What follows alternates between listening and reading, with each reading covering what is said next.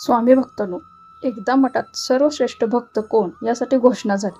जो सर्वश्रेष्ठ भक्त ठरेल त्याला या महिन्याचा स्वामींना नैवेद्य दाखवण्याचा मान द्यायचा असे सामूहिकरित्या ठरले. सर्व भक्त ही बातमी ऐकून प्रयत्न यासाठी करू लागले की आपण कसे स्वामींचे श्रेष्ठ भक्त आहोत हे स्वामींना दाखवण्यासाठी, हे सिद्ध करण्यासाठी काय करावे लागेल याचा विचार करू लागले. या गोष्टीमध्ये एक श्रीमंत सावकार आहे, दुसरा एक हलवाई ज्याचं मोठं दुकान आहे, तिसरा जो व्यक्ती असतो तो गरीब छोटीशी जमीन असणारा शेतकरी. नैवेद्याचा मान मिळावा म्हणून सावकार जो असतो तो स्वामींची मार्बल संगमरवराची सफेद मस्त सुंदर सुबक मूर्ती बनवून घेतो.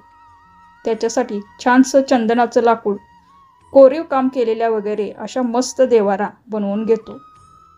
जो हलवाई असतो तो एकदम छान असे लाडू बनवतो. त्यात खूप दूध, तूप, सगळ्यात छान क्वालिटीचे उत्तम सगळे सामान वापरून छान लाडू बनवायला लागतो. अशी तयारी चाललेली असते. पण या दोघांच्या मतात प्रश्न येतो की शेतकरी काय करतोय बघूया. तसा पण हा गरीब आता काय स्वामींना देणार आणि त्याच्यामुळे काय मान मिळणार. आपल्या दोघात श्रेष्ठ भक्त कोण हेच ठरणार हे त्यांनीच ठरवले. ते शेतकऱ्यांकडे गेले. शेतकरी फक्त शेतात कष्ट करत असतो आणि तो दुसरं काही प्रयत्न करत नसतो. हे पाहून ते दोघं खुश होतात की चला, म्हणजे शेतकरी काहीही एक प्रयत्न करत नाही, हा या स्पर्धेतून बाहेर आहे, हा श्रेष्ठ भक्त ठरत नाही. आता उरलो आपण दोघंच, म्हणजे आपल्या दोघांपैकी काय तो श्रेष्ठ भक्त ठरणार आणि आपल्यालाच नैवेद्य दाखवण्याचा मान हा मिळणार. शेवटी निर्णयाचा दिवस येतो. सगळ्यात पहिले स्वामी सावकाराकडे जातात. सावकाराची बनवून घेतलेली मूर्ती देवारा पाहून त्याचं कौतुक वगैरे करतात. पुढे स्वामी हलवाईकडे जातात. त्यांनी जे काही मस्त चविष्ट उत्तम सामग्री वापरून बनवलेले लाडू असतात ते स्वामी खाऊन बघतात, त्याचीही स्तुती करतात. आता सावकार आणि हलवाई हे दोघं वाट बघू लागतात. स्वामींना विचारतात की कोण आहे सर्वश्रेष्ठ भक्त. स्वामी त्यांना म्हणतात की थांबा. तोवर शेतकरी येतो व त्याला विचारतात की तू काय. तर शेतकऱ्याच्या मागून 2-3 अशी कुटुंब येतात. शेतकरी सांगतो की स्वामी हे जे लोक आहेत यांनाही स्वामी तुमच्या भक्ती मार्गात यायचं आहे. यांनाही तुम्ही त्यांचे गुरु म्हणून हवे आहात. तुम्हाला त्यांचे गुरु करून घ्यायचे आहे.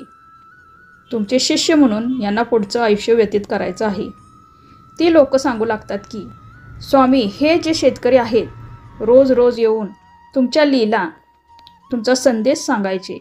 आम्हालाही ते पटलं आणि आम्हालाही आमचं आयुष्य तुमच्या छायेखाली, तुमच्या कृपाछत्राखाली घालवावं म्हणून स्वामी आम्ही तुम्हाला शरण आलो आहोत. आम्हाला स्वीकारा अशी विनंती करतात.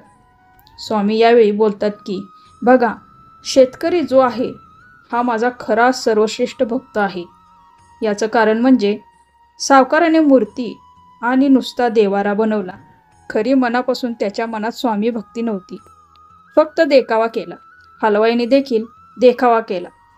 पण शेतकरी जो होता त्याने मनापासून स्वामींचे काही नियम, स्वामींची शिकवण स्वतःच्या आचरणात आणली.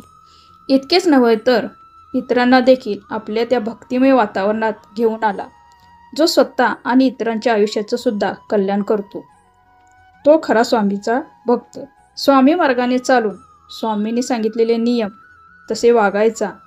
आयुष्याचे कल्याण करायचं असेल तर स्वामी भक्ती स्वतः देखील करावी व इतरांनाही देखील सामील करून घ्यावे, असा असतो स्वामी भक्त. असेच नवनवीन व्हिडिओ पाहण्यासाठी चॅनलला सबस्क्राईब करा. धन्यवाद. श्री स्वामी समर्थ.